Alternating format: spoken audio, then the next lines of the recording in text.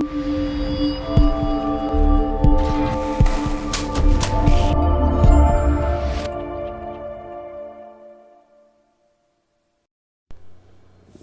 welcome to the real word. We're just gonna talk facts. What's up, y'all? Welcome to the Real Word. This is season 4, episode 27. This Last episode. Yep, the last episode of the season. So shout out to everybody who's been watching. Shout out to everybody who's been supporting. Shout out to everyone that that cared, that came out and showed love. Especially last week. Well, what happened last week, Kimmel? Well, this week technically we could say. When we was giving out toys to the kids? Yeah, man. I mean, I was Santa Claus a little with a suit. How was that experience, though, giving out toys to the kids in Brownsville, Brooklyn? Because, it's Brownsville. A lot of people act funny when it comes to that neighborhood, so. It's hard. I ain't gonna talk about where we're from in the sense of it's kind of like you kind of see growth in yourself where you're going to look at these strangers' faces, and they're kind of like, who are these guys? Who do they think they are? They out here just they're giving toys away. Like, people walk by and was like, it's free? Really? Like, it's just giving, like, they were shocked. So it was like, I'm like, yeah, it's just, we didn't do nothing really special. All we did was kind of just something out the ordinary for a lot of people. And for us, though, yeah. Oh, you think so? Very special. Oh, yeah, who is this? We have a special guest. You can introduce yourself. I think this is Patrice, right? Yes, Patrice Bocci. Oh, she gotta do the hair twirl. Tell people a little bit about yourself, Patrice. So I'm from Brooklyn. Yeah, shout out to Brooklyn. Yes, Wait, yes. Brooklyn. The Flatbush area. Oh, Brooklyn. I'm events and volunteer management consultant. Ooh. So if you ever need someone We do need. put together a little birthday party, a wedding, or even a gala, I'm your girl. You probably could have helped us with the toy drive. Yes, Yeah. probably. We could capitalize on all of the past events. Shout out to everybody that's been donating. Our website is www.therealwordministriesinc.org. That's therealwordministriesinc.org. They've been doing their thing. We also verified on GoFundMe at the Real Word Ministries Inc. We also Real on Instagram Real at the Real Word Ministries Inc. This on ain't a Instagram. sell. This ain't a gimmick. And so shout out to everyone that's been supporting. Shout out to everybody that's been donating. Shout out to everyone that just has helped us to get this far. We thank all of you, and if it wasn't for your support and for you not only watching the show and contributing to the company and helping us to do everything that we do, we would not have gotten this far. So thank you. It's been a great year. We was published in a newspaper for the Turkey Drive. Oh yeah, you got a plaque. Congratulations. He got a plaque for the Turkey Drive. He on there like the hood like this, like Robin Hood, like. Yeah, facts. We also have a couple awards coming in 2020. So shout out to Schwab's Media Group. We're receiving a citation for the work that we've done from the Brooklyn Borough President's Office, and we're also receiving a Kings of Kings Award as well. So that's great things, and we know that there's way more to come. So as we progress, we just ask you to keep us in your prayers, and we ask you for we thank you for your continued support, and we ask that you continue to support. The link is going to be in the description for you to donate. That's www.therealwordministriesinc.org, therealwordministriesinc.org, and also on GoFundMe, The Real Word Ministries Inc. Nice. I gotta say, I like that you always keep the prayers and the Christianity and the religious part in it. I mean, I wouldn't say it's Christianity and prayer, but I feel like this whole company was based upon faith. Yeah. I feel like we built the following for the the following was built from just having real talk on Facebook, talking to a wall, not thinking that the world would listen. Yeah. And even when no one pressed the like button or commented, people would always... It wasn't like made up stories or nothing like that. We was just really just talking about life. Yeah, facts. And the fact that so much people gravitated towards that, and there'll be times when people could tell me verbatim what it was that I wrote on Facebook, and I was like, how'd you know that? They was like, because I read your post all the time. I said, yeah, but you never comment. Like, yeah, a lot of people don't. Yeah, they just watch. And then I used to make the little short videos in my bedroom, and then, you know, I eventually linked up with Sandra Kimmel, that's unfortunately no longer with us. And then we started the show. And I mean, he ain't passed away, bro. Like, dang. What he say? Funerals don't count. Spread love now. Like, yeah, I mean, as in, like, he's no longer with the company. Yeah. So, you know, that, and then, you know, preaching in churches and things of that nature, and just having a Facebook Live show turned into having a cable television show, which ended up us creating a non-for-profit charity, which led to us getting these awards and, you know, working with all these big names now. You know, it's something that we would have never imagined when we first started.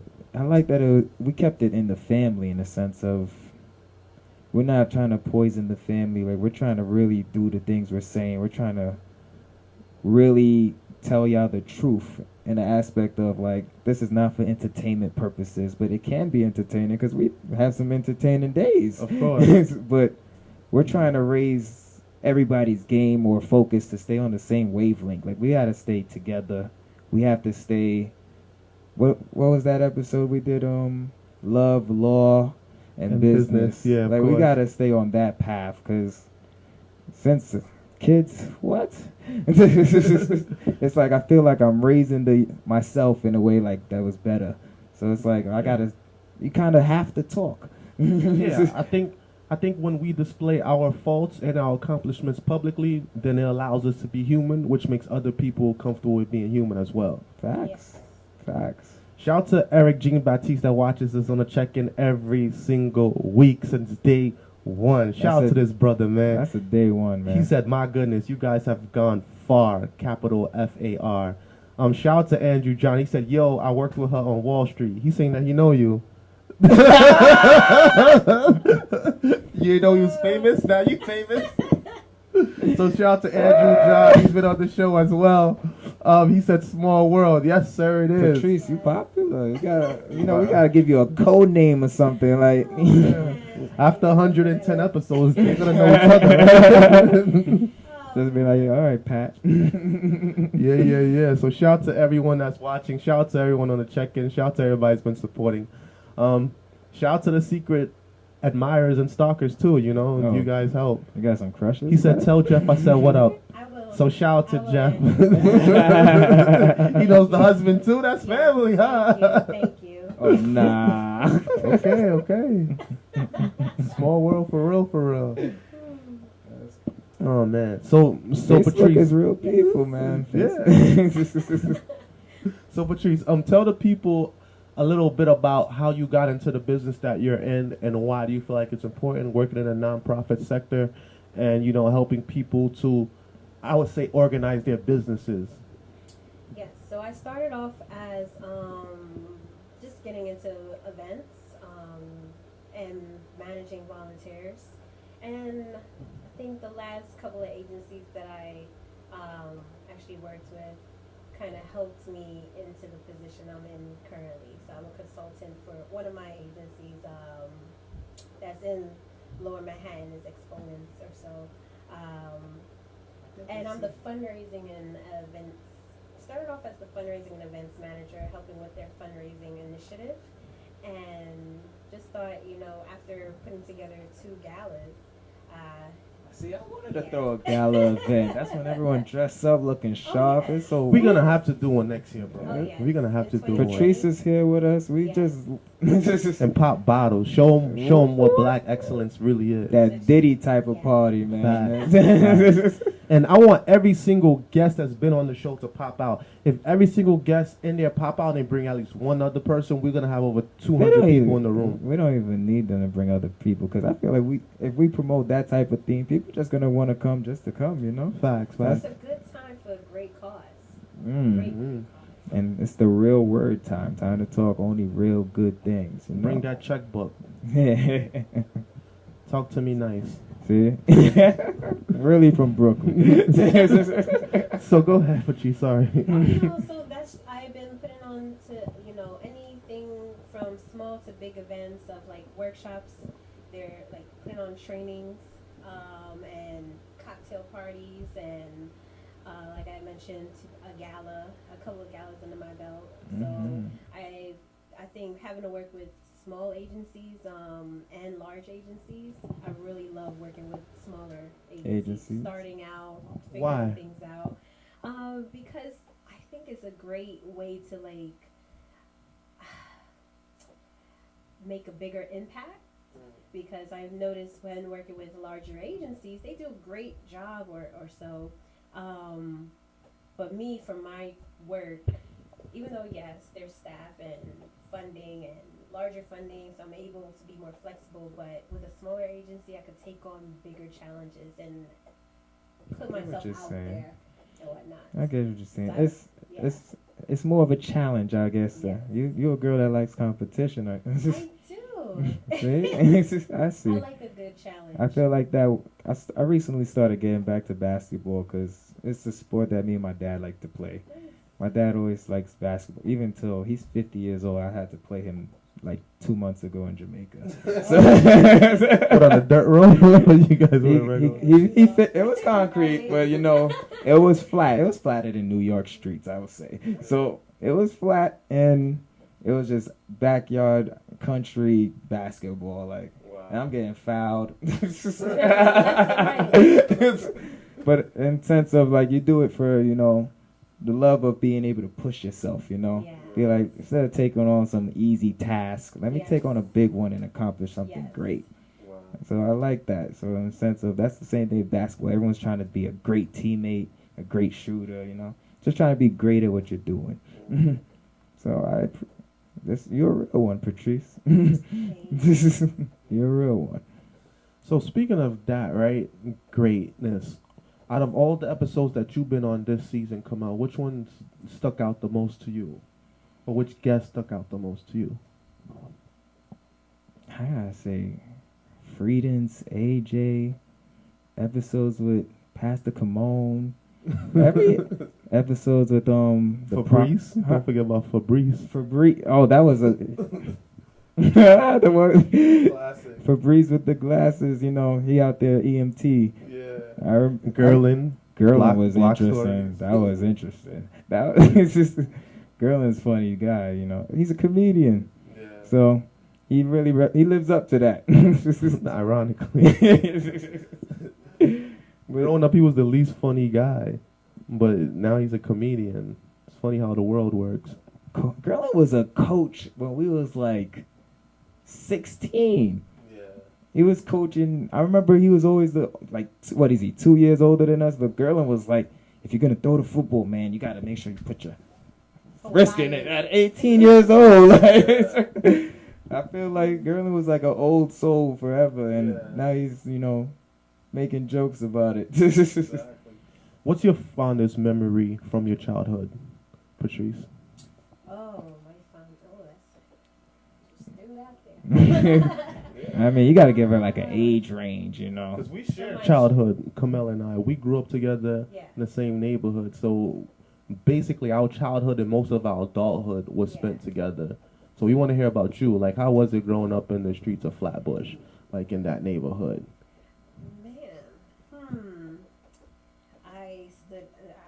Flatbush wasn't that bad. It wasn't.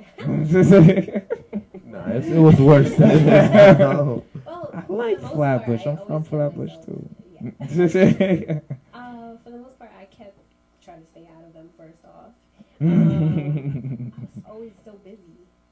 So busy. I did music. I did basketball as well. Okay. Went from basketball to steel drums. Wow. Yes, yeah. I don't play at all, so don't ask me to. You have a steel drum, right? I do have a steel drum right now. That's more like display. Okay. Home decor. Okay. That's what I it feel is you. now. That's like this. That's my little trophy, you know. So I've always kept it busy. Mhm. So to stay out of trouble for the most part, but it's changed a lot because I always lived in Flatbush and went to the Bronx and came back. So how was that as a culture shock? What was the biggest difference between the Bronx and... But you used to live closer to Gun Hill Road, so you lived on like the West Indian part of... Yes. of the Bronx, not the Spanish part. That's like lower No. south.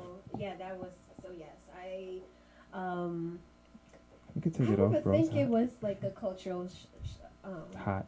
Oh, it is. I don't think there was much of a culture shock. Mm-hmm. I actually felt like we kind of. It was a smooth transition, for the most part, because I guess. Gun Hill Road. Yeah, 'cause, yeah, there's West, All the Jamaicans live in Gun Hill Why you Road. gotta say So I didn't really Jamaicans, leave, man? You know, I'm about to but- bring my flag in here. But you know what? What was different is everything was spaced out, spread out. If you live in the Bronx, you have to have a car. But I think it depends on some parts of the Bronx. Yeah. But yeah, Oh, I okay. felt like Actually, I you're lived, right. I needed a car to, for the most part, stay home. Sage lives in the Bronx. Where he lives is like 160 something. I think they're like a different type of area where Yeah. corner stores are far apart. Yeah, further north and south is very different in the Bronx, you know. It is, and it was much quieter too. Yeah, it is much But quieter. you know what? There It's- was a culture shock when I came back. Mm. When I moved back into Brooklyn, and Gentrification. It's a real you may thing. not like this, and some people like. Just say You it. know, It's the real word. I actually like it Oh. or Okay. so because Some people it do. makes It feels safer. It's yes, it's more safer, and it makes the neighborhood better, Cleaner. You know? Actually, I Better don't. as in Certain individuals is advocating for better living conditions and Yeah. better policing. I guess I could see it's cleaner, but It's better a as great in movement. It's a great Their movement. stores, that They're more- they have kept their stores. Some people stayed, and some people moved, Hmm. and sold their stores. Yeah, some Um, advance and some. What I don't like about the whole movement is not the movement itself, but what it shows. Because it's like now I'm seeing less black culture in terms of, and I don't want to make it a race thing, but it's always going to be like it's just a self thing. It's like my own people. I'm not seeing as much as them anymore because of this movement, which is just saying that they're just trying to bring a cleaner atmosphere. Why can't my people have the cleaner atmosphere? Well, I think it's first off have to define gentrification because people think, oh, okay, it's white people It's not. coming into a neighborhood. Yeah. It's much cheaper. Well, actually, it's not. It's actually class. It's people that makes more money Mm-hmm. that could afford the higher rents, and that could be of any race. It so happens that it's majority white Yeah. that's coming into the black people. And it And- kind of shows. And our- here's how we break it down, because there's a show on there's documentaries on Netflix called How It Works. Yeah. So shout out to Netflix. And one of the things that they showed was Shout out to the Netflix. Need what's a the- sponsor first. was the income gap between blacks and whites, obviously. The most obvious thing that caused the gap, and the gap is huge, as in they said that the average black family makes between 35 to 45,000. The average white family makes between 90 to 120,000. So that's a huge gap. Yes. And they said one of the reasons why was slavery, obviously. And they said slavery actually equates to money, as in the slaves back then were considered property, and if there was to put a value on that property today, it'll be worth $33 billion. So imagine. 33 billion. So We On- good. on top of that, though, for a long time, blacks couldn't buy property, and if they bought property, it would be in low-income neighborhoods. Whites were able to buy property, and there was something called redlining, where literally on the map they colored some parts of the map red and said, "Okay, this is for black people. The white areas are for white people." Kind of like a jungle, separating So people. at the into the time, worst right? area. At the time, say for example, back then in the 1960s, 1950s, you bought a home for $60,000, right? That Mhm. house today is worth, let's say, $800,000 to $1 million now, which means all that equity that's built up in the house over the years is now in your home. They said $100 back then. If it was $100 that was placed in a bank account back in the 1940s, 1930s, Mhm. that same $100 would be worth today 80 about years. about I think 3.5 million around there. So that's just $100. Mhm. So imagine that 60 flipped to $1 million then you times that, then you multiply it by inflation. There's black people that work for years and They never said- get to that amount. Cory Booker said that the way his family was able to build wealth was that they hired a white person to go and purchase the house. And on the day that they were supposed to sign the closing, they showed up. And then the person that they had sent to act like it was them was really their lawyer. So the real estate agent got upset and started to fight with the lawyer, like literally fight, like fist fight, and it broke a window, and he was like, "You're gonna mess up my whole entire business, because once a black family move in, all the white people are gonna move out, and that's No called white way. flight." We seen it happen in Kumasi. Oh, you know it's crazy. We was talking about that at the gym. Yeah. So then he was like, eventually, legally, they had to sell him the house at that time, because the lawyer. I mean, you already made it there. Yeah. And they used It'll the be a lawyer race thing at undercover. that point. So the lawyer would have sued. It would have been a whole class action lawsuit. It would have been a big thing. That's some extreme So- blackmail. So by them buying the house in the predominantly white neighborhood, his family was able to build wealth, and after a while, the house built equity, which they was able to pull the money out, and then they were able to make more and more money. Because when the neighborhood is good, you know, Exactly. everyone's making money. And then eventually he became a politician. Now he's a state senator because And of that the power move, level. because of that move that his family did. Because Awesome. once you get a house in a white neighborhood, you in white schools, you meet white kids, connections. And since I ain't gonna hold you, since we've been in Coney Island, if we're gonna speak real talk, like, connections are way better. Like, Stop saying Coney Island, Bensonhurst, bro. I call it Coney Island. We're one stop away, bro. All right. It's 20 minutes to Coney Island. I can One more drive thing. there. One more thing. They were selling subprime mortgages to people of color, so that they were selling them houses that the mortgage started off cheap but would raise later on. The way they were able to hit so many black people at one time, they got the pastors and preachers involved. So then they told the pastors if they bring it to their congregation, they'll give them a little cutback on the side. And then the pastors brought it to their congregation, and you know, black people, they mostly unify in churches, but You we don't are not unify. lying about that. But we don't unify in churches to build business and equity like the Jews do. We just go there to hang out and socialize. Mhm. You know, It's so like an event, you know. yeah, it's like an event. It's not a networking like the Yeah. other races do. It's not. And the churches turn into a banking sort of way, because Exactly. we only have one black bank in New York. In pretty much New York City, there's only one black bank. All the other ones closed. Yeah, And that's Carver. Carverin's Bank. Yeah, And banks are where people, the culture or whatever type of people go in, put their money together, invest in their culture, and keep building. building funds. Yeah. We don't have that.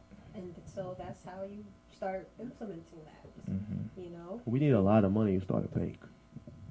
Well, 'Cause of- not to start a bank. I'm talking about, you said how it starts from the church, right? Mhm. So in the church, all of whatever other race that implement these kind of ideas in their children and into their people, why not just do the same? The Jews do it based on the Torah. The Torah is the first, I think, 6 books of the Bible, of the Old Testament. Their history. Well, they say according to the laws of Moses, because God gave Moses the law and Moses gave it to the people. Mhm. According to the laws of Moses, you're not allowed to charge another Jew interest. And that's how they make the most money off of us, obviously. They have a law for that. We receive credit cards with high interest rates, and so we get these subprime mortgages, we get these high car loans, we get all these things. They say, oh, you only got to pay $500 a month for this car, but meanwhile your APR is like 26-21%. So boom boom in your head, you're paying almost double for a car that's worth half that. And in the Jewish community, they pool their money, like literally pool their money, like, and they give it to the rabbi. They're a non-profit organization too. They don't pay tax. That's their whole So- birthright movement. And It's a and then nonprofit. they're not married within this government's law. So the wife could go and get public assistance, and the man could own buildings, and they live in the same building, so it's whatever. So yeah, like one time I had this conversation with this homeless Jewish guy. He was like, "Yo, I don't even know why I'm going through all this because the rabbi won't speak to me. The rabbi won't speak to me." I'm like, "What are you talking about?" At one point, I thought he was crazy. I'm like, "Yo, what are you talking about?" He's like, "The rabbi, man. You don't know about the rabbi?" I said, "No, explain to me."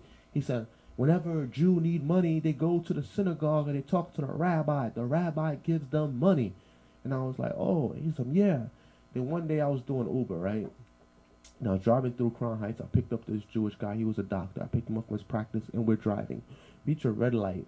This Jewish guy comes to the window, and he's talking, and he's waving a stack of money in my face. And I'm like, okay. So I put the window down, and I go to grab it. And he's like, he's there. He shoots me off and walks away. So I look at the other guy. I'm like, yo, what just happened? He knocked on my window with a handful of money, like a stack, bro, like a thick, like a thick knot. And I'm like, Was he just stunned? And I'm like, he's yelling at me, and I'm thinking he's giving me this money, and the guy was like, no, that's how they beg for money. I said, what? He said, yeah, they go into the synagogue with a handful of cash, and they ask for more money. I said, what type of backward stuff is this? He said, yeah, but it works. And he said, and when the people in the congregation don't give them money, the last person that they see is the rabbi, and the rabbi gives them money. And then they use that money to do all kinds of stuff, like this building that we in right now. They built this building cash. Then a year later, they took out a conventional mortgage on the building and then used that money to finance another multiple. They recycling their money? Yeah, and now they're into development now. So now they're building buildings instead of buying and selling. And at the end of the day, it's really tax-free, interest-free. It's a cultural war. Interest-free. No, they're a culture type of people, and they stick together, and that's. You know what's one of the biggest loan companies in America is Quicken Loans. The same people that own Quicken Loans Stadium, the same person that owns the Cleveland Cavaliers, and they're a Jew. And LeBron. And you know what? Even with Quicken Loans mortgages, and he gives mortgages out to people, he doesn't charge his people interest. You can look it up on Wikipedia. This is just real talk. So it goes back to my original question: why not implement those same practice in our own community instead of having to like? So you're banking. Let's ask the banking guy. What would be the first move, banking guy? Well, my first move is to work for my black bank and get to know my people that are spitting their knowledge and what they got and what we could do for the community. Personally, I really want to start the movement of Back to Africa because of it's just a savings in a way. Like I hear when you guys talk about the story, all I'm thinking about is it's just them using one area to be all their money, like their source of energy in sense of like this is what we need to stay our type of people. I feel like we need our history. Like they going back. I feel like when you were saying, why can't we implement that? It's because the Jewish people learn it through history. They learn it from they listen to their old heads. They go back to their home. They see how it is. They learn their ways. We don't have our own way. And I feel like if we go back to Africa, I feel like we can find at least some type of way to go back to. And from what I hear, like you said, you went to Ghana. Yes. And see?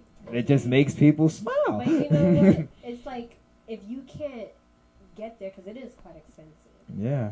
Who says those people that don't? There's no one here that has that knowledge. So you saying how the Jews have history is education. You know, so it's just having and we live in the age of technology and so media. Even if you a person could never step foot in Africa and know so much. True. You know, because of the age we live in. So it starts off with, and actually this is how it started off with my me receiving the opportunity to go to Ghana. My college. Predominantly white, SUNY Oneonta, but we had a Latino studies department, and one of the professors took their own savings, bought a ticket, went to Ghana, befriended a couple of people, and brought them down here, and then to build that relationship, and then so down the line they made it into a program on campus. So it goes back, starting like a to student education exchange program. No, not really. Similar, but it was more of like, but on like a short term basis. They went every year for a month in January, and it was a great experience. And even there have been times and challenges where the school tried to pull funding from that program, but then the students fought for that funding and made it away. But it's just having to start off with educating yourself, making the right connections, and then build off of that. So if for whatever reason we can't go to Africa, that doesn't mean we can't learn about it. So it's just implementing like workshops. True. People volunteering their time. True. People, if there's not a place to actually teach it, there's people that have plenty of homes. There's libraries. Libraries has like sections where you could actually call like 5-10 people, and then you grow from there. And then soon after, once you keep it going, then there's going to be people that want to be a part of that. And that knowledge is, and the more that knowledge is spreading, the more opportunities is provided. And down the line, you can get that, African trip. That's the plan down the line. That's a good idea, because the that's how is a good idea. That's how the show started. Because before, when we started in the basement and we didn't have a studio, we used to reserve the library meeting rooms at the Central Library downtown Brooklyn, and they got conference rooms that you could block off for like a certain amount of time, and you could set up there too, which is a good thing. Back to what you were saying about they using history. To be honest, and this is kind of like controversial, they're using our history, to be honest, because most of the people that they're writing about in the Bible, they were people of our skin color, Sure. Abraham was in the land of Canaan, which was Mesopotamia, which is modern day Iraq. And then when there was a famine there, they went to Egypt. And we know Egypt was also called Kimmel, and black people lived there, Also, Ethiopia was where King Selassie was there, and he claims to be descendant of Queen Sheba. And David's son, Solomon. So all those people are black, including Cleopatra, who they claim is a white woman, and she's not. So, the Bible was not initially how we see it today, as all these things in one book. It was multiple books written by multiple people over a certain period of time that was placed into one book so that we can read it. And most people, it wasn't written for like a regular person to understand, That's why at a certain point it was only one person that read it to the congregation that understood it. Even in the New Testament, when they referred to Paul and they said, look at this Egyptian speaking Greek, what they're really saying is, look at this Negro speaking our language, and they're laughing at him, Even when Jesus went to exile, where was the first place he ran to? He ran to Egypt. I'm sure if he did not look like the Egyptians, he wouldn't really fit in, So they give you hints of how these people look like, That's why they loved him. Yeah, so he was like family, But even in the book of Revelations, they said he had hair like wool, skin like bronze, and skin like burnt brass. And then when people see that, they're like, yeah, but it doesn't really matter. That's one of the last pages. And then people say, no, it doesn't really matter. But see, that's the one thing I never liked, that, I feel like we need like a modern day Bible, in the sense of changing the language so the kids can understand, because they don't really catch their interest. As a kid myself, it never caught my interest, and I feel like if we could catch them young, it puts them in a better mindset for later. They say you can't teach an old dog new tricks, so we have to find a way to get it interesting to them. That way they can understand, or at least make like a children's book in the sense of those stories. Yeah. Or find someone that could break it down to a science side. They can understand it better and relate it to today's world. Like my last sermon, the way I related it to today's world, I gave the example of Jesus. Right before the crucifixion, he prayed 3 times to his father, for his father to take the bitter cup away from him, which was his ultimate death.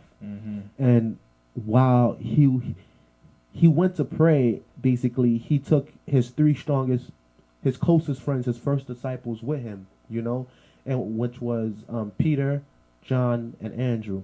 So when Jesus went to pray, they fell asleep, and I was like, that's just like the church today, because Peter was supposed to be the rock that the church was supposed to be built upon. Peter was the one that was supposed to take over after Jesus died, but yet when Jesus is close to death, Peter's sleeping. That's just like the church. All this stuff going on, and the church says and does nothing. So And then I use the example of Peter when he did wake up and the people came for Jesus. The first thing he did was grab his swords. He's like, Jesus. He was like, Lord, I have 2 swords. Is that's enough to go to war? I'm like, Peter's like the friend that be fronting like they didn't want to go to war, and they're the first ones to pull out guns instead of 2 swords. If it was 2019, you would pull out 2 guns. Like if it's a war, they want the war, they'll get. That's but true. Then Peter cuts off one of the guy's ears. Right after he cuts it off, Christ heals him. He's like, if you live by the sword, then you die by the sword. And that's a lot of us. Like, we think this battle was physical, and it was never physical. It was a mental and spiritual war. But if you're just reading that, you're like, huh? Like, yeah, she cuts off this guy's ear, and then he dies. Like, wow. But if you really break down the principles, and when Jesus thought that his 3 best friends was with him, and Peter, the one that said, yo, I'm ready to die for you, bro. I'm ready to die for you. He was the first one to say, and Jesus was like, chill, you capping, because before the rooster crows 3 times, he said, but before the rooster crows, you'll deny me 3 times. He was like, yo, by morning time, you'll been say, I don't know you. He's like, nah, I'm ready to die for you. And that's happened to all of us where we have friends like, yeah, I got your back, bro. And then when you turn around, they're not there. When the moment comes. Yeah, I know that happened to me. I remember one time I was about to fight these guys. I was about to go to war, and we had even numbers. I turned around, my friends ran. And when I was like, where'd y'all go? They said, oh, you went to the store. And I got jumped. So, like, this is real talk.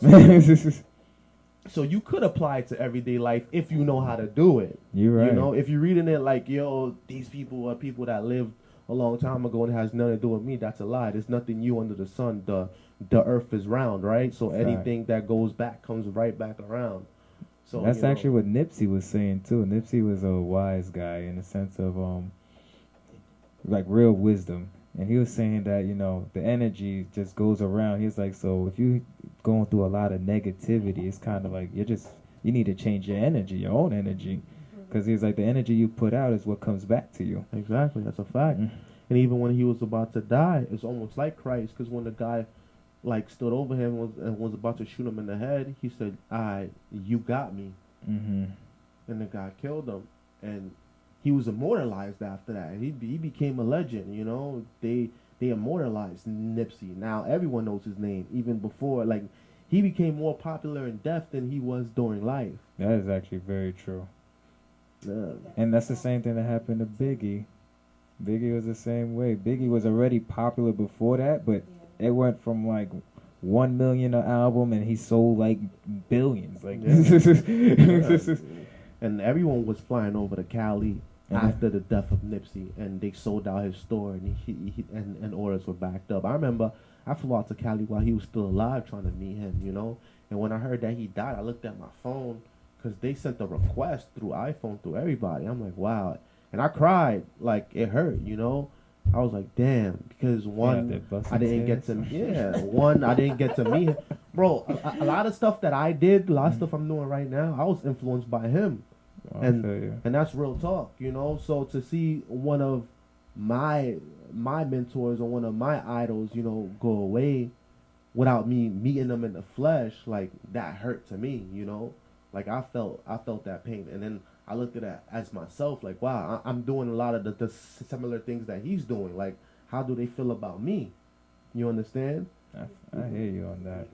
So, and you know, it's like the church people in the sense of sometimes some people want to stay quiet because of that. You know, Nipsey was putting himself out there, and I ain't gonna hold you. Sometimes I think that of this show in the sense of we're just putting ourselves out there. But like, if it's a war, we gotta do. It's a war. Like, my dad is actually one of those prostate cancer survivors.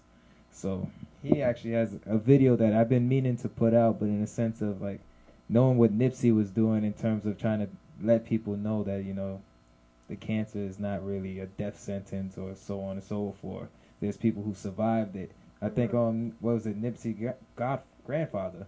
No, it was Dr. Sebi. Dr. Sebi, he passed away for the same reasons, and he cured AIDS, and he actually went before the Supreme Court and defended and proved and won that he cured AIDS, but they don't put that publicly. Of course, it's not something that's gonna go viral like Trump hair falling off or something, you know.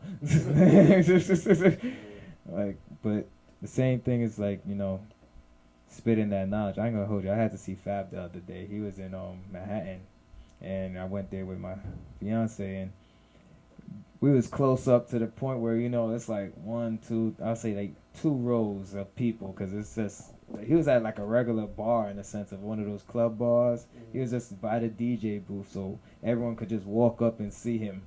And it wasn't expensive. It was like under $50. It was like $50, under $50 per person. Yeah. And seeing him that close, that's like my idol, bro. Yeah, you know, from There's No Competition, the Soul Tape, you know, Summertime Shootout is his new one. And I always looked at Fab like, you know, he's like, he got so much knowledge, but then he never puts himself fully out there like Jay-Z would, I would say. Yeah. But most people say it's because Fab is lazy. I used to think that. I used to spaz out, but in the sense of like when you was talking about the church thing, it kind of made sense, because it's like, it's about how long you're going to keep leading, you know. Exactly. A lot of people, like, they got that knowledge and then poof, you know. Yeah. So I feel like he continues that secret message thing where his metaphors is his way of entertainment. But remember, Jeremiah, the prophet, he came on the show. Our prophet came on the show and prophesied him. And on the drive home, he said something very deep that will stick with me for a long time. He said that if he was to think one of the greatest thoughts in the world but kept it to himself and never said it out loud, would that be a great thought that would be received by the people if no one was there to hear it? It's almost like if a tree falls down in the woods and no one is there to witness it, does the tree really fall? So does it exist? So therefore, if I'm wise beyond measure, but yet I never spread my wisdom to the people, then how wise am I? I'm foolish, because once I die, that wisdom is gone. And that's why my favorite rapper is still, at the end of the day, gonna be Jay-Z in terms of the best, because I gotta give him credit. He's brave. He's very brave. Like, I mean, in the beginning, he wasn't. You could say in the beginning he was doing what he was doing, selling his lavish life. But his last album, the 444, I found was kind of like the opposite. His first tape is like kill Jay-Z, you know, kill that image of myself, kill his ego. Yeah, he's like, you got a daughter, you got to get softer. Like he started revealing his intelligence. He's like, you know, I'm just trying to give you $1 billion game for $9.99. Like he's like, you're buying all this other stuff. He's like, nah, y'all caught in there's that song on Moonlight. He's like, it's like y'all caught in a trance. It's like la la la la la la. Y'all just caught up with. He's like, oh, y'all sound the same. I can't even understand who's different. And even when we win, they still say that we lose. Yeah, Family Feud. Another song where he's talking about you know, we all lose when the family feuds. So when we keep competing with each other, he's like, I'd rather buy Ciroc than buy somebody else's drink. Y'all crazy. That's what he's saying on the track. He's like, why y'all not supporting y'all own people? But do you get the line, the way he's talking about Moonlight, even when we win, they say that we lose? Yeah, like the song, well, that was about the movie. Yeah, it was about the movies at I think it was the Academy Awards or the Emmys, where they won, but the people that was presenting the awards said that they lost. Him like, wait, we meant to say Moonlight, and he was like, even when we win, they say that we lose. They say that whoever they claim that whoever wins rewrites history according to their recollection of the way things went. But they said, why, if I won, why would I change the things in the past? That sounds like something that a loser would do. Explain that further. Okay. If I was to punch you in the face today, right? Ouch. Or you was to punch me in the face. Go on. Okay, if you were to punch me in my face and I knocked out, right? Yeah. And then now I'm in a coma. Now you going around and be like, yeah, I knocked Rickard out, you know, Rickard. But that's not the first time he got knocked out. He's been getting knocked out his whole entire life. Yeah, I just knocked him out this one last time, and everybody know about me. Yeah. So everything he's doing, I'm gonna do now. So everything that he's done, he only did it because of me. Why do you think I was able to knock him out? Because I was showing him the whole time. You pretty much take like Rickard's legacy. Exactly. There's the biggest museum in the world that's in, I believe, France, right? I think that's the Metropolitan. Then there's another one that's in Germany. Then there's another one in England, and there's another one in England's baby or bastard child, which is America. In those museums, there's a lot of artifacts, right? We all know what continent most of those artifacts come from. Do you want to say it or no? Africa. Okay. So We got all the goods, man. how did they get from Africa to in those museums?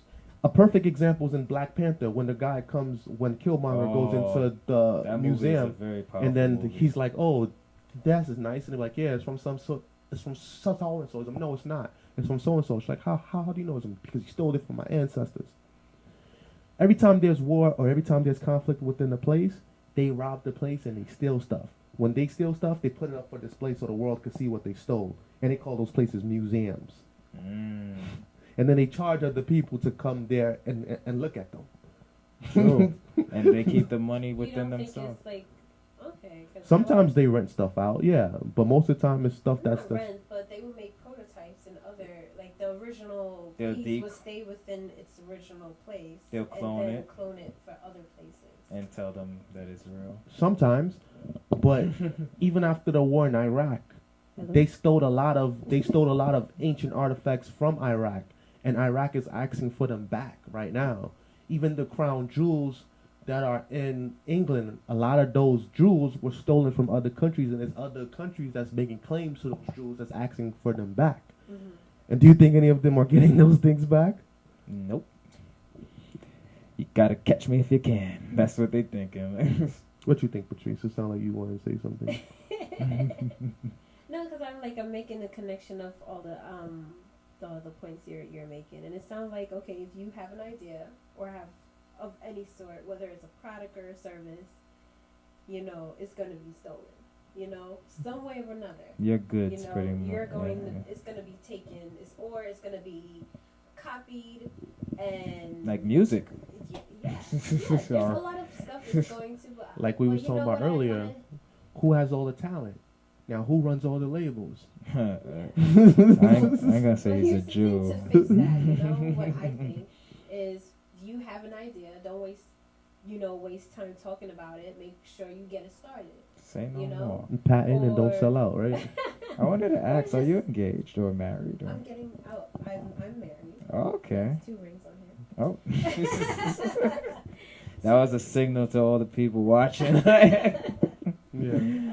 Husband name is Jeff. I met him a couple times. He's cool. And you know. Yeah. He makes really good food. He cooks good. Good job, Jeff. Or if not started. What he make? I'm hungry now. A lot of different things. He can make oxtail. This is Jeff. I'm the one that makes the oxtail. Okay. Oh, sorry. You make the He's the one that makes the Italian. I'm the one that makes the Caribbean dishes. That's the He's best. The one that makes the Italian dishes. Yeah. Oh, And pasta. Wait, carbonari. Does he make that? Probably not yet. He gotta make that for me. Maybe down the line. I went to Rome last year, and that was a good experience. I love pasta, ice cream, soups. That's just me right there. But just having get it started, or it's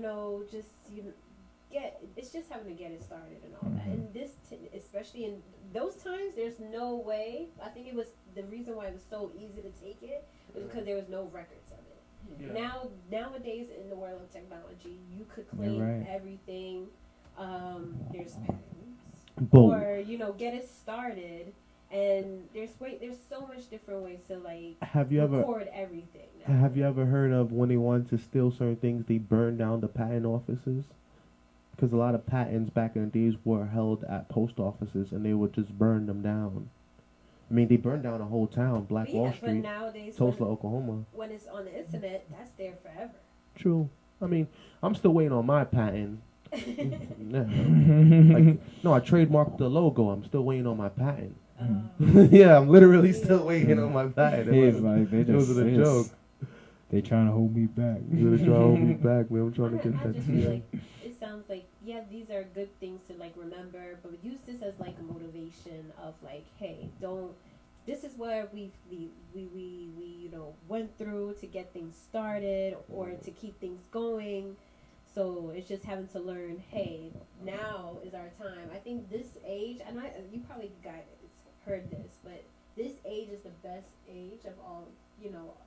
Compared to other decades and centuries. Black entrepreneurs. Shout out to the black entrepreneurs. Yeah, to get it started. Yeah. You know, we have so many resources. The age of Aquarius and the age of information. Yeah. And you know, yeah. But the biggest platforms that we use, we don't own them though. Excuse me? The biggest platforms that we use, that we post information on, we don't own them. As in, we don't own Google, we don't own Facebook, we don't own Who's the people YouTube. that started though? Had to look at the first people that actually got it started. Yeah, but the thing that's been But you going, could be an owner.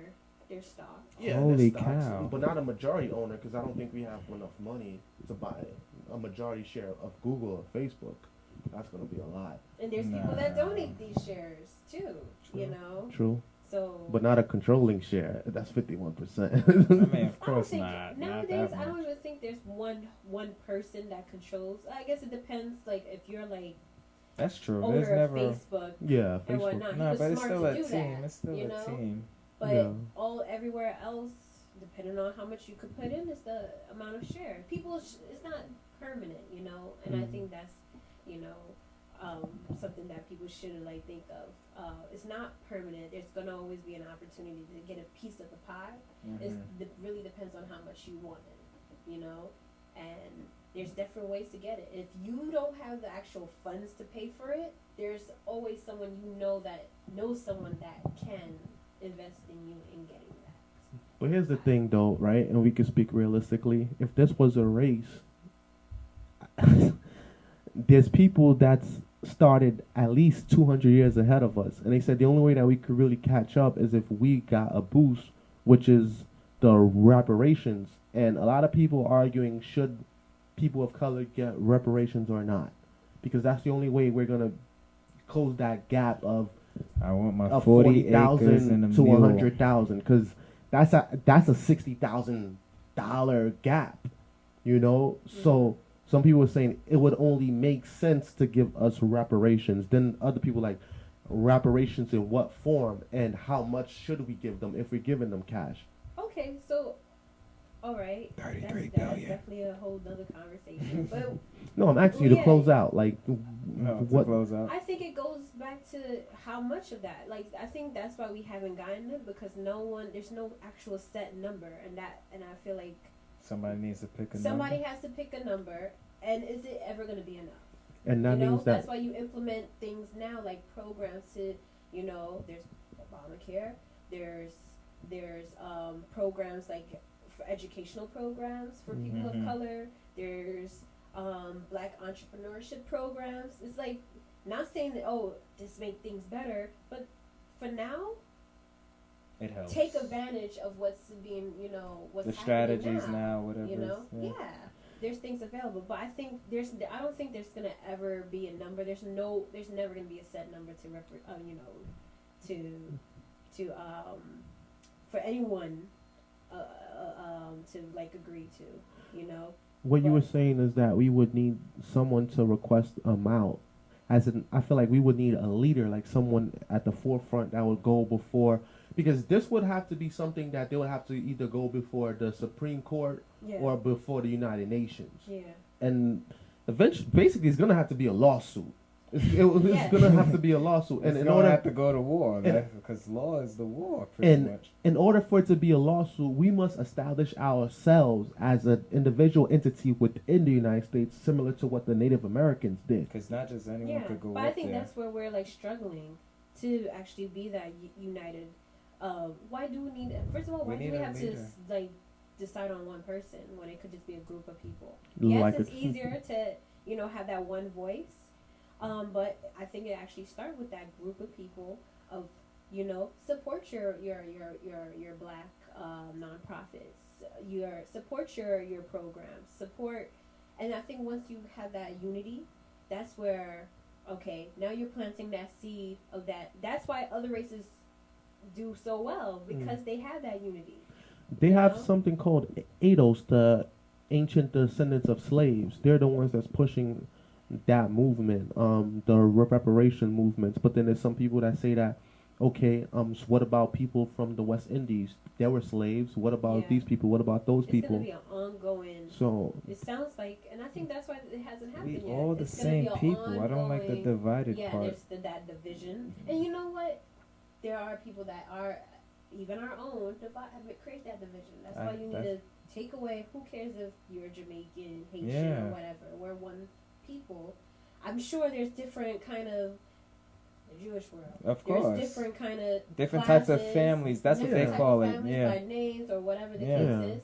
But they all move as one. And I Yes. think that's where we start start small and build from that. Like start implementing the seed, plant that seeds in our young, in our Mhm. youths, so we could actually, How do you keep everyone together? It's usually one person that's like connect. That in a way, like the president. The president speaks for all because it makes it easier in terms of you get the mindset of that group of people. well, who he has to answer to somebody Of course, too, yeah. you know? Yeah. So even though he's the actual image, I don't even think the president itself actually speaks for the whole country. Mm-hmm. You know, No. because he has to report to somebody. But he is that image. So if you're from another country, you're gonna look at that person. Yeah. They usually call and that they the have to represent Yeah. for the whole country. The president is basically You know? the CEO for the country because the country basically is a company, you know. Yeah. And he literally has his cabinet, he has his secretary, he has his treasury. Yeah. He's the president, vice president, just like CEO, co-CEO, or whatever you want to call it. And I'm pretty sure there's a board of directors that no one gets to see. That's just what it is. Mm-hmm. But I'm talking about us as in black people. We're not on a unified front. I'm sure that the Hasidic Jews or the Orthodox Jews, they have their leader within their community that they all answer to. We don't have a leader. Like some people say maybe it's Farrakhan, some people say maybe it's Jay-Z, or some people might say, oh, it was Obama, or maybe it's Cory Booker. Who knows? You need a know? face because at the end of the day, it's kind of like what you said. There's somebody he's answering to, and it's like 15 people actually. They have the whole table, Mhm. Yeah. so it's a group of people, like you said, that started it, and Yeah, and they choose. but there that has one to be a person to face, do it. and I don't think we have a face because the face is usually the scapegoat, kind of like the enemy that everyone could target when things are going bad. And they gotta be willing to die for it. Exactly, like kind of like how the president is willing to take all the hits from everybody. In the sense of Malcolm X, Martin Luther King, Nipsey, in the sense of you're speaking for a group of people. Yeah. And it all started with one person gathering that group of people, uniting that group of people to come as Unifying. one, Mhm. unifying them. You know, That's why we Be need to the throw change these you wanna gala see. events. We would have to. We would be have this to. change that you want to see in the world. Yeah, of course. I was gonna close out That's with from the Biggie movie. can't change How the we- world unless we we change ourselves.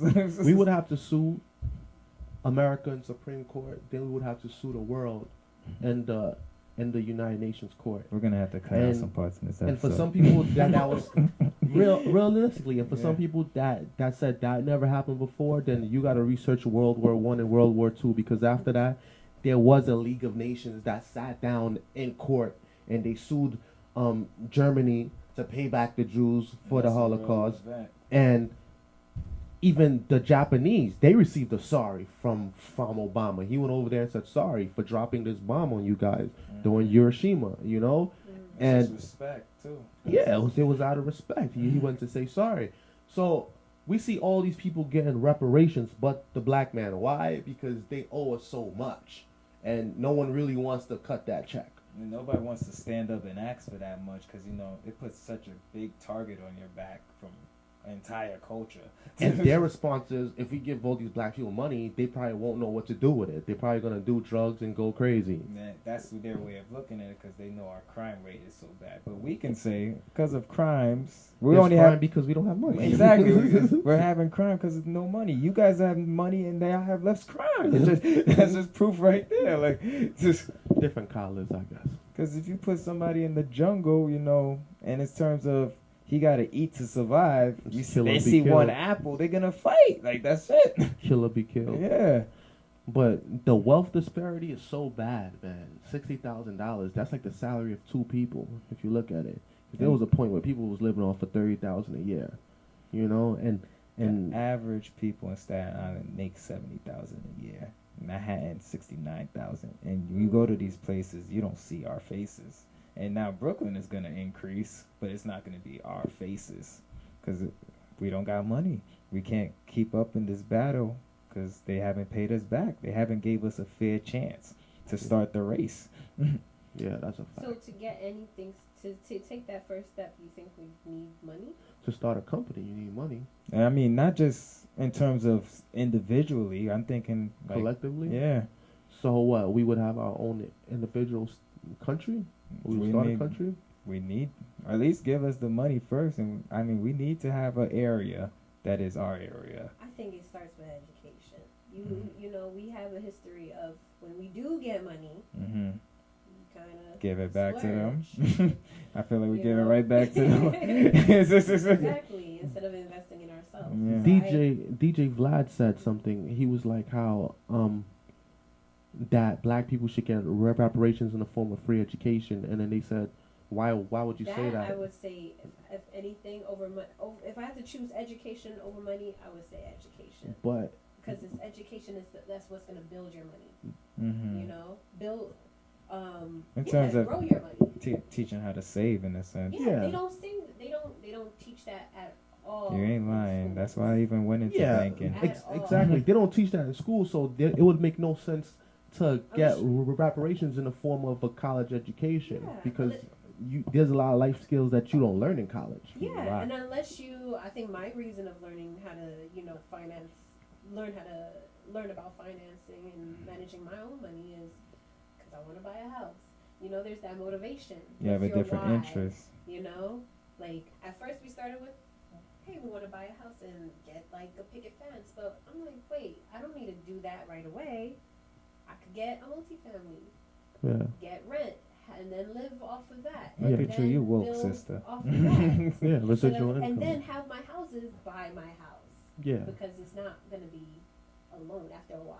But that's a whole other conversation. Yeah, you're going to pull out the equity and do it. I mean, I just spoke to my friend at the gym, Kimari. He bought property in Baltimore, so yeah, it's cheap out there. Yeah, like $35,000, bro. I knew a girl that bought property out in Baltimore when I was 19 years old. Her and her cousin were already doing that at 19. Where was she from?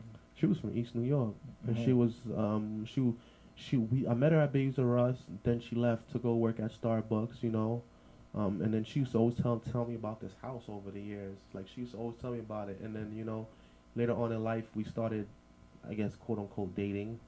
And then she was telling me more about the it gets dirty. No. And then she was telling me more about the intricate details about how she had to hire like a property manager and things was always breaking, but it's cheap out there and blah, blah, blah. And then she used to break it down to me and I was like, wow. And then after that, I would just get the knowledge from my dad because, my dad taught me how to do it from scratch. So, But that's game that I receive for free. You understand? Like nowadays, that's another problem. We could talk all day because that's father issues within the black community. Facts. The other day, I went with my wife to one of these real estate seminars in Brownsville, ironically, and the lady was talking, and all the things she was talking about when she would ask the questions, I'll give her detailed answers and I'll tell her, and then after a while, she looked annoyed, and then she was giving people basic knowledge, and then at the end she was like, yeah, so if you want to learn how to flip houses and how to get money, there's this program starting at $500, then there's a $2,000, then there's a $7,000 program, and then I was like, wow, and then she got upset at me after she was done the class, like, how you know all of this? Do you own a company or something? I started laughing. I said, yeah, I actually do own a real estate investment company. She looked at me like, what? I said, yeah. She was like, oh, you have an LLC? I said, yeah, for a whole year now. Freedom's the other day was talking about how he went into the area and how as soon as they found out you have that type of knowledge, it's kind of like a whole different behavior. Yeah. It's like they're like, what? And they, whoa. They start treating you better or in sense of more respectful. Either better or worse. True. This lady felt threatened and she was like, and she made a comment like, okay, next time if you know a lot about real estate, then you don't gotta come to these classes and try to embarrass people. Because you messing up her hustle, man. Yeah. And I'm like, yo, like she's selling classes. If you have to pay for it, then it's probably not worth getting it. Exactly. You're right, because that's why non-for-profits is better, because in the sense of it's for the people. Like These Right. people she trying to put money in her pocket. And you're like, Exactly. what you doing here? Get out. Exactly. And then when we asked to show us the houses that she bought or the houses that they own, she was talking about this other guy that had his houses, you know. And I was like, you know what? Like, I feel like I'm just wasting my time. It's And a then- vibe. Yeah, you know. It's a vibe. You knew she was probably didn't even have that. Everybody catches up on their own time. Like, I'm happy that, you know, my wife is starting to learn it. But I remember when I was starting the company, Welcome. I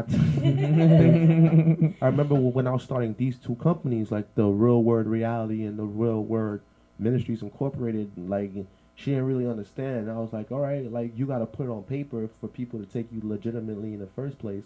And she was like, huh? And I had a book this thick about my companies.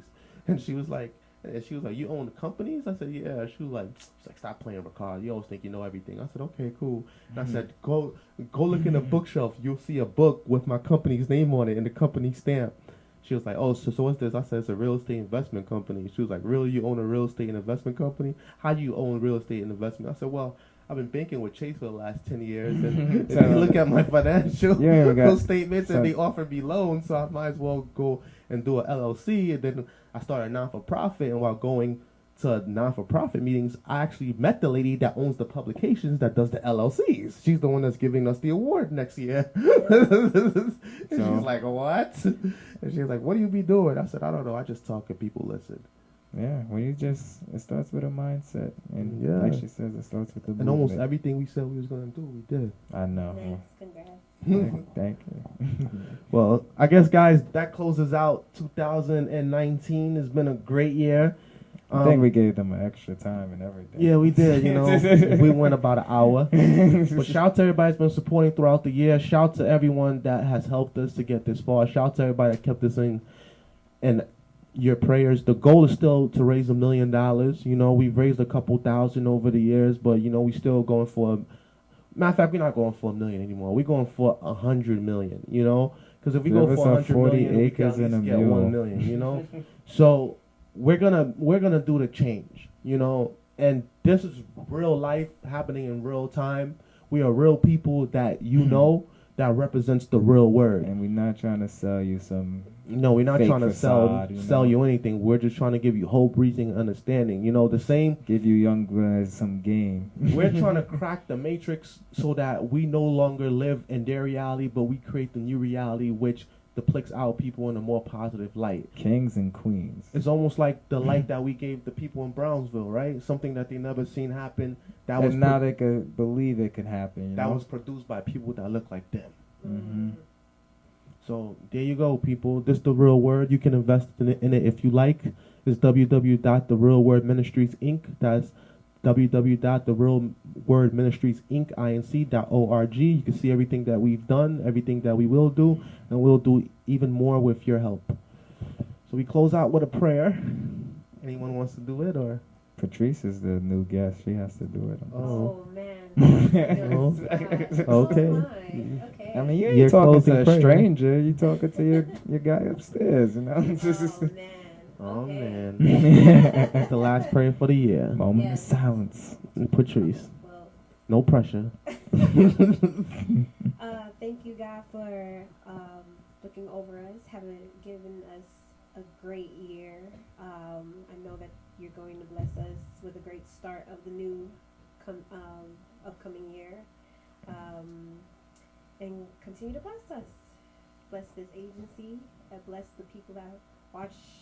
This is a part of our team. Those that's, you know, future followers and all. Supporters. Amen. And thank you and amen. Amen, amen. Amen. So shout out to everybody that watched us tonight. Shout out to everybody that's been supporting. Shout out to Andrew John and shout out to Eric Jean Baptiste. Eric, we need to get you something, man. Real talk. Like, we need to send Eric Jean Baptiste. We have to send you a T-shirt or a hoodie. Hit me up, Eric. Let me know We your could get him a size. hoodie. We could get him a hoodie. Yeah, we're gonna send you a hoodie, man. No, you know, we still Brooklyn. We gotta get hoodies, man. Yeah, man. We're gonna send you a hoodie, brother, because you've been here with us since day one, and we gotta respect that. Like you're highly appreciated. You know, there's probably other people that lay in the cut that watch every episode, but you you make it known that you are our #1 fan. So shout out to you, Eric Jean Baptiste. I'm going to convention the third Sabbath, so so we'll finally get to meet in person, hopefully, God willing. So I'll see you there, and see you guys in 2020. Patrice for coming through. See you guys next year. Happy New Year. Love. Peace. Happy holidays. Damn.